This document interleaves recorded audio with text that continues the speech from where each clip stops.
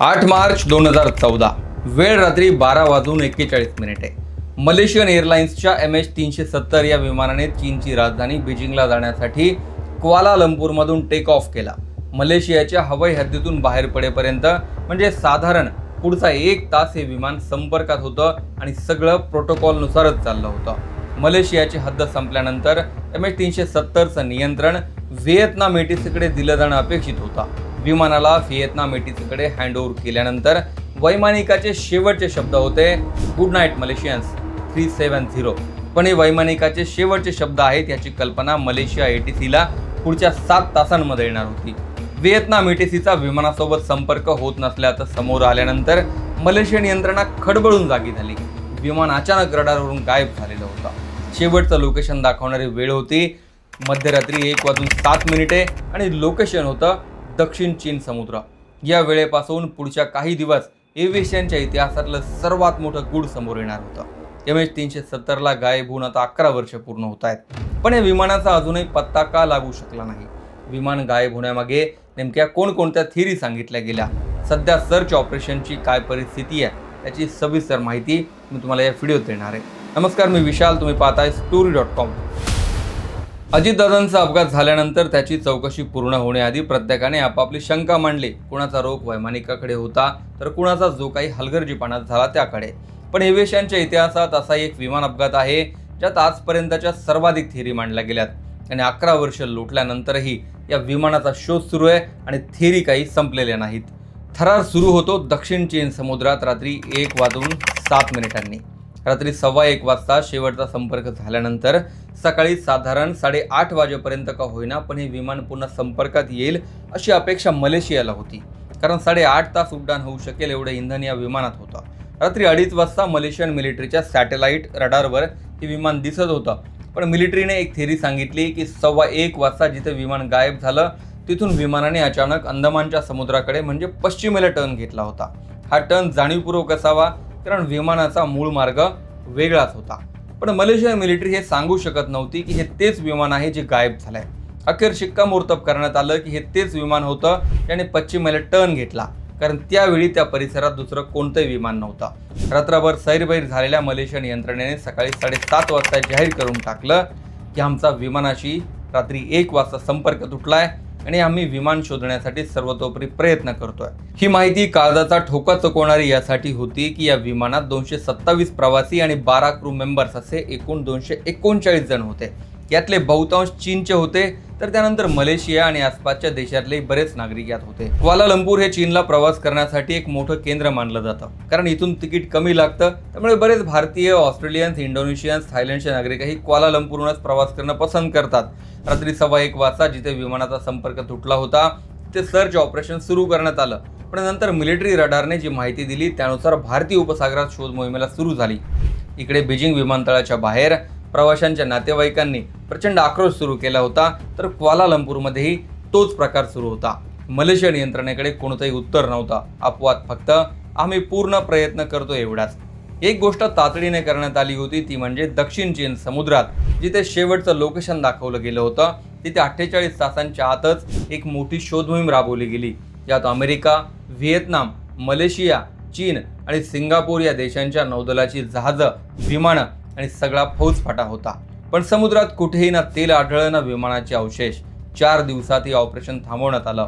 तोपर्यंत अमेरिकेपासून ते चीनपर्यंत वेगवेगळ्या थिअरी समोर येत होत्या.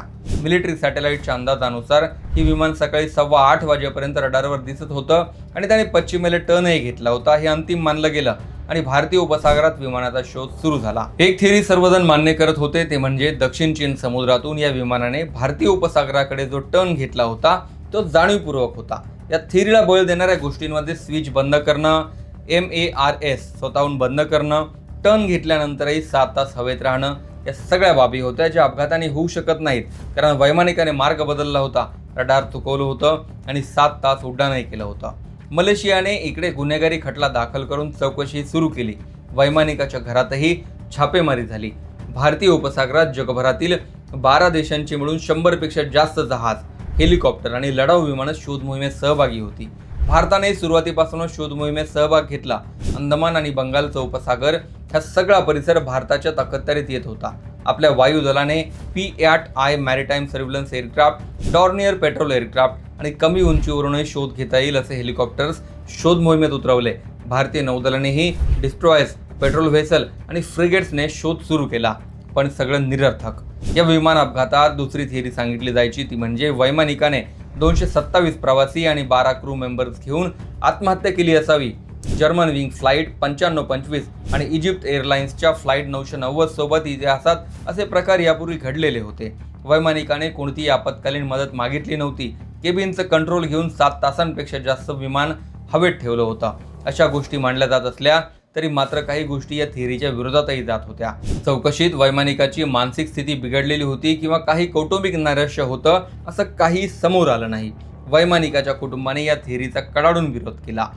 हेलियस एअरवेजच्या एका विमानासोबत केबिन फायर म्हणजेच हायपोक्सिया अपघाताचा प्रकार घडलेला असल्यामुळे तोही एक अंदाज लावला गेला. पण याला बळकट करणारी एकही गोष्ट सापडली नाही.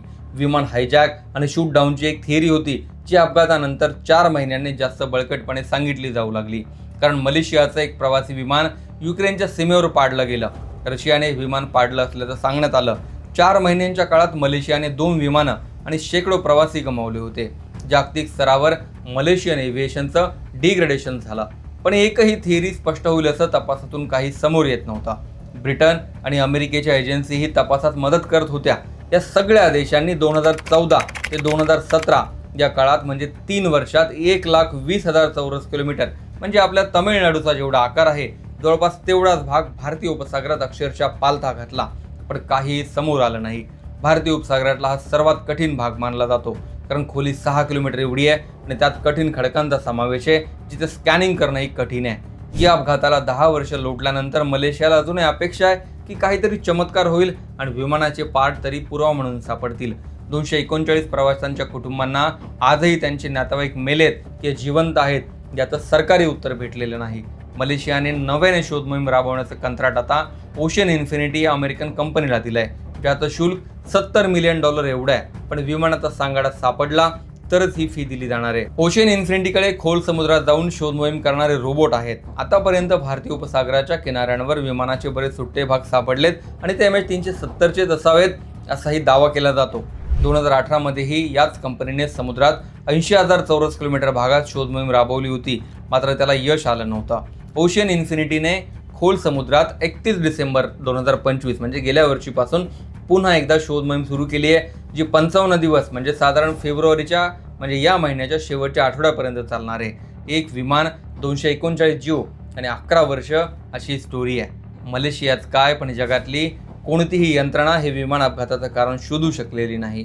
खरंच हा अपघात होता का हे सुद्धा आजपर्यंत कुणी सिद्ध करू शकलेलं नाही. एव्हिएशन हिस्ट्रीमध्ये आजपर्यंत कित्येक अपघात घडलेत पण किमान त्याचे ब्लॅक बॉक्स तरी सापडलेत. एअर फ्रान्सच्या अटलांटिक समुद्रात कोसळलेल्या विमानाचा ब्लॅक बॉक्स 2 वर्षांनी सापडला होता. मात्र मलेशिया आजही अपेक्षित आहे की आज ना उद्या आपलं विमान कसं कोसळलं, कसं गायब झालं याचे काही ना काही धागेदोरे मिळतील. एव्हिएशनमधील अशाच वेगवेगळ्या स्टोरी पाहायला आवडत असतील तर कमेंटमध्ये जरूर कळवा. आम्ही कधीही न ऐकलेले किस्से मराठीत आणि सोप्या भाषेत सांगू.